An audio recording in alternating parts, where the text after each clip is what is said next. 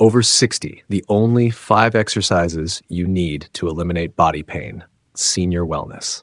You know what shocked me when I spent months analyzing pain research in seniors? Most people are doing exercises that actually worsen their chronic pain. I dove into over 40 studies on movement patterns in adults over 60, and here's what I discovered. Your morning stiffness, that nagging knee pain, and those aches that won't go away, they're not age. They're compensation patterns your body created to protect joints that lack specific types of strength. The elite 5% who stay pain-free after 60 aren't stretching more or taking more pills. They're doing 5 specific movements that reset how your nervous system interprets pain signals. And here's what really caught my attention. Most doctors never mention these. Point 1, hip mobility loss and lower back pain. As we age, one of the most common issues we face is lower back pain. But here's the thing that's rarely talked about. Up to 78% of seniors experience this kind of pain due to one thing: hip mobility loss. When our hips lose their flexibility and range of motion, the body compensates. It's like trying to walk without bending your knees. Your body adapts by putting more pressure on the lower back. The result? Chronic discomfort, tightness, and frustration. If this sounds familiar, you're not alone. The problem here is simple, but often overlooked. Most of us, after years of neglect, forget the importance of keeping the hips flexible and strong. We sit more, move less, and don't realize how much strain we're placing on our spine. The lack of hip mobility means that other parts of our body, like the lower back, pick up the slack, which leads to unnecessary stress and pain. So, what do we do instead? The solution is simple: hip flexor stretches and mobility exercises. One of the most effective movements is the hip circle. You can do this standing up, and all it takes is a few controlled rotations in both directions to restore movement. You can also incorporate deep lunges to stretch the hip flexors and strengthen the muscles that support your lower back. It's a small change, but it works wonders. Now, I want to make this clear. Consistency is key. With just a few minutes of hip mobility exercises each day, you can eliminate back pain in as little as 2 weeks. I've seen it happen countless times. Someone comes to me with years of discomfort, and within days of focusing on their hips, they start feeling better. They're standing taller, walking more comfortably, and yes, the back pain starts to fade. So why not give it a try? Start with just 10 minutes a day. Get your hips moving and feel the difference it can make for your posture and your back. If you're already feeling stiff in your lower back, this is the foundational work that could make a world of difference. Stick with me, because in just a moment, we're diving into 2 more pain issues you might be facing: shoulder impingement and ankle stiffness, both of which can be tackled with easy, actionable movements. Stay tuned. Point 2, weak rotator cuffs and shoulder impingement. Shoulder pain, it's a common issue many of us face, but here's a twist that often gets overlooked. Weak rotator cuffs are often the root cause of shoulder impingement, which can be easily mistaken for arthritis. The problem with this is that while arthritis can seem like the final word, rotator cuff issues are actually treatable with the right exercises. The key difference? With the right care, rotator cuff issues can be corrected and you can get your shoulders back to a pain-free range of motion. Now, most people make a critical mistake. They avoid shoulder exercises altogether, thinking they'll just make the pain worse. Many times, it's simply the fear of aggravating existing pain or not knowing the right exercises to do. Here's the truth. Avoiding movement only weakens the shoulder even further, and that's when things spiral into chronic pain. I can't tell you how many people have come to me afraid to move their shoulders because they believe they're too old or that it'll hurt even more. But in reality, with the right exercises, you can not only reduce pain, but also improve the quality of movement you have left. So what should you be doing? First, external rotations with resistance bands. This is a simple yet effective exercise that targets the rotator cuff muscles, which are key for stabilizing the shoulder. With a resistance band in hand, gently rotate your arm outward. Keep it slow and controlled. Too much weight too soon can strain the shoulder. Another excellent movement is the scapular retraction. Think of it like pinching a pencil between your shoulder blades. This strengthens the upper back, which is essential for shoulder stability. Strengthening the rotator cuffs isn't just about reducing impingement. It's about preventing long-term damage. When these muscles are weak, it's like trying to support a structure without the proper foundation. Strengthening them helps prevent chronic shoulder pain, reduces the risk of rotator cuff tears, and can even eliminate discomfort from activities as simple as reaching for something overhead or lifting a bag. As you start incorporating these exercises into your routine, avoid the temptation to go heavy right away. Build up your strength gradually. Too much, too soon and you risk injury. Shoulder health is more connected to your overall movement than you might think, and addressing this issue will make a huge difference in your day-to-day activities. But we can't stop there. Next up, let's address another common issue, ankle stiffness, which can lead to knee pain. Stay with me. Point 3, ankle stiffness and knee pain. When we talk about knee pain, most people immediately think of overuse or the natural aging process. But here's the surprising connection you might not know. Stiff ankles could be the real culprit behind your knee pain. You see, when ankle mobility is limited, your body compensates. The knees, which are designed to absorb impact, take on more stress than they should. This added pressure can lead to knee pain, and over time, it can even contribute to long-term degeneration. The hips and ankles are meant to share the load when we walk, run, or move in any direction. But when one area, like the ankle, is restricted, the knee has to pick up the slack. The result? Pain, frustration, and often a feeling of helplessness. The common mistake here is that most people don't even consider ankle mobility when addressing knee pain.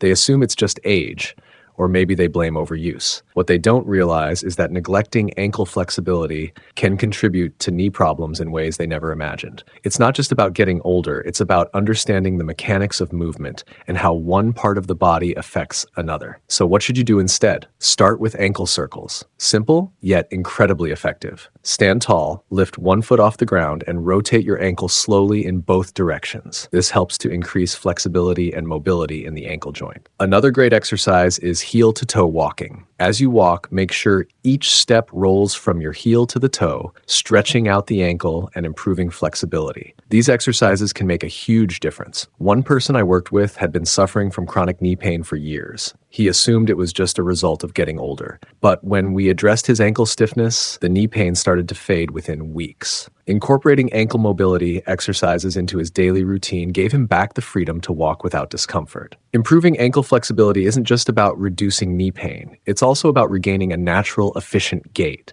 By keeping your ankles mobile, you'll reduce stress on your knees, improve your balance, and even enhance your posture. Now, with the foundation of hip mobility, shoulder stability, and ankle flexibility in place, let's move on to the next critical element, core stability, which plays a vital role in overall movement and pain management. Stick with me, we're getting to the heart of the matter. Point 4, core instability and spinal pain. If there's one area of the body that often gets ignored until it's too late, it's the core. But here's why your core is the real foundation of everything, especially when it comes to preventing back pain. Core instability is one of the leading contributors to spinal pain. When the muscles around your spine aren't strong or engaged, every movement becomes more taxing. Without the necessary support from the core, your spine has to work overtime just to stay aligned. This leads to muscle strain, poor posture, and ultimately, pain. The problem here is that most people mistakenly focus only on abdominal exercises, sit-ups, crunches, and the like, thinking that's enough to build core strength. But the core isn't just about your abs. It's a full circle of muscles, including the lower back and obliques, that all need to be engaged for proper alignment and movement. Neglecting the full spectrum of core muscles leaves the spine vulnerable, putting unnecessary strain on it every time you bend, twist, or even just stand up. So, what should we do instead? The solution is simple, yet powerful. Core strengthening movements. Let me walk you through a few. Planks.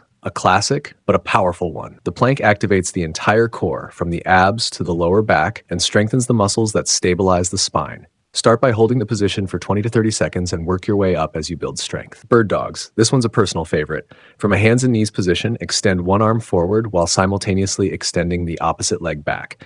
This engages both the front and back of the core, improving spinal stability and balance. Dead bugs. Another excellent exercise for full core activation. Lie on your back with your arms extended straight up and your knees bent at 90 degrees. Slowly extend one leg and the opposite arm, then return to the starting position and alternate. This movement really targets the deep core muscles, improving both stability and control. These exercises are simple to do, but they're highly effective in preventing excessive strain on the spine.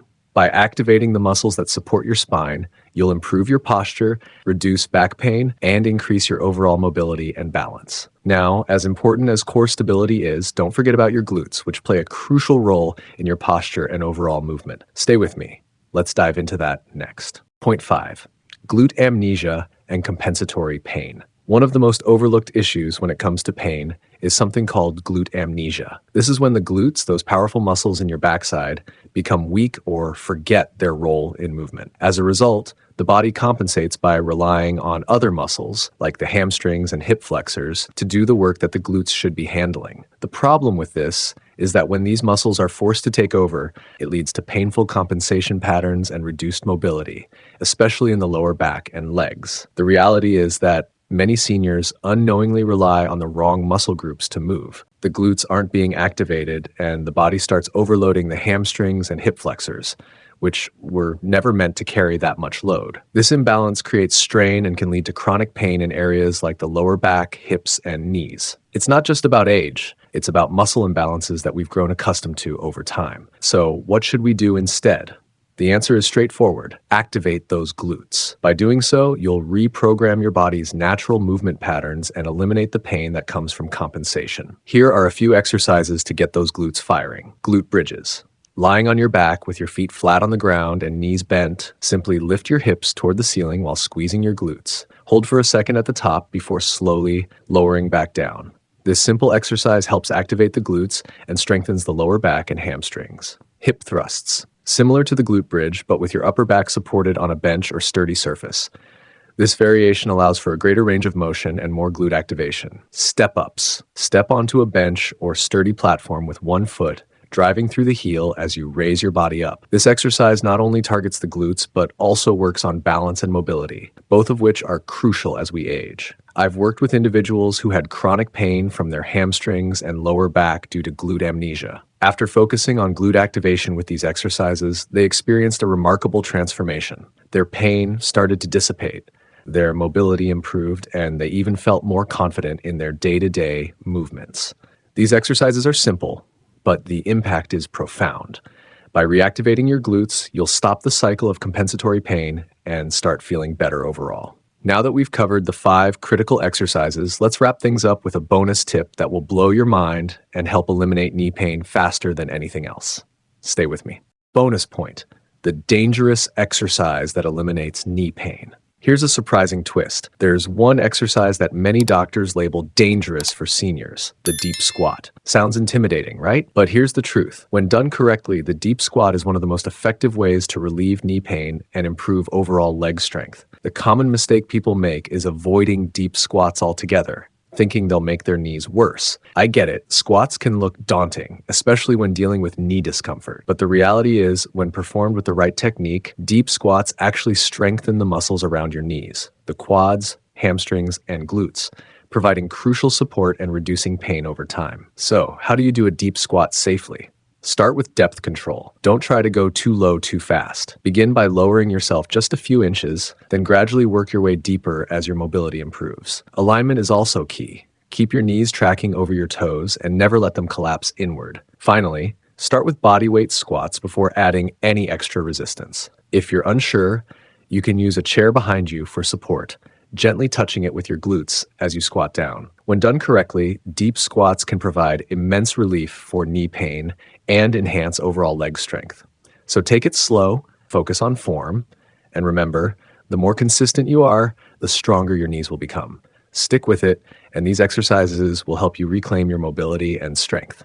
Keep going. Remember, pain is not progress. Always listen to your body and stop any movement if it causes discomfort or pain. It's important to push your limits, but not at the expense of your safety. If you need extra support, use a wall or a chair to help with balance during exercises. Before starting any new exercise routine, especially if you have pre-existing conditions, I strongly recommend consulting with a doctor or physical therapist. They can provide personalized guidance and ensure you're doing the right movements for your body, minimizing the risk of injury while maximizing your progress. Thank you for sticking with me through the entire video. As a quick reminder, drop a simple comment like "I'm in" to let us know you've watched until the end. We love seeing your engagement. And don't forget, the deep squat exercise was a special bonus for those of you who stayed with us.